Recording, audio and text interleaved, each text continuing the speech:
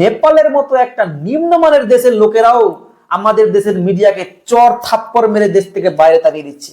Operation সিন্দুরের মাধ্যমে পাকিস্তানের ইসলামাবাদ, লাহোর সব দখল করে নিয়েছিলাম। পাকিস্তানের নাম ও নকশাই পৃথিবী থেকে প্রায় মিটিয়েই দিয়েছিলাম। হ্যালো সবাইকে। ইন্ডিয়ান জার্নালিস্টরা নেপালে গিয়ে কি ভয়ঙ্কর পরিস্থিতির শিকার হয়েছে ভিডিওগুলো সবাই দেখেছেন নিশ্চয়ই। হ্যাঁ, সেখানে রিপোর্ট কি করবে? ওরা তো নিজেরাই হেডলাইন হয়ে গেছে। ওখানে কাউকে গো ব্যাক স্লোগান দিয়ে ভাগিয়ে দেওয়া হচ্ছে, কাউকে আবার বাধ্য করা হচ্ছে ক্যামেরা বন্ধ করার জন্য, আবার কারো মুখের সামনে গিয়ে বলছে এই তো গতি মিডিয়া হ্যাঁ इसको ভাগাও। ছি, ভাবতেই অবাক লাগছে। নেপালের মতো একটা ছোট ক্ষুদ্র নিম্নমানের দেশ ইন্ডিয়ান মিডিয়াকে এভাবে অপমান করছে। ইন্ডিয়ান মিডিয়া আবার কি, ইন্ডিয়াকেই অপমান করছে। ভাবা যায়?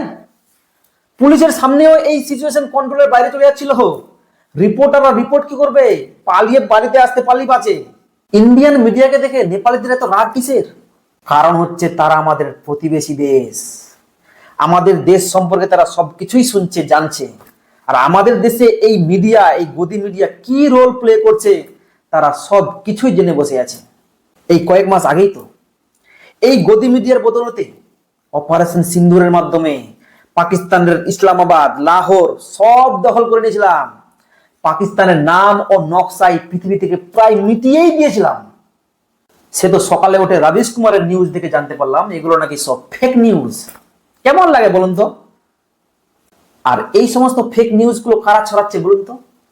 কোন ছোটখাটো চ্যানেল না, দেশের সবচেয়ে বড় নিউজ চ্যানেলগুলি এই ফেক নিউজগুলো ছড়াচ্ছে।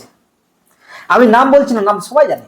আর নিউজ অ্যাঙ্কাররা এই সমস্ত ফেক নিউজগুলোকে এমন কনফিডেন্টলি প্রচার করে যে কারো ক্ষমতা আছে ধরে নিবে যেটা ফেক নিউজ। আমি নিজে শিকার হয়েছি, কারণ এক সময় 2000 টাকার নোটে আমিও চিপস খুঁজেছি।